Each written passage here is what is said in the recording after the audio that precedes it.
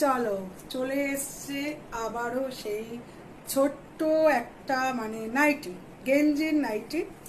দেখো এই যাচ্ছে কালারটা, এটা কিন্তু ব্ল্যাক নয়, ব্লু। যদি তোমাদের ভালো লাগে এসএস নিয়ে কিন্তু হোয়াটসঅ্যাপ করো।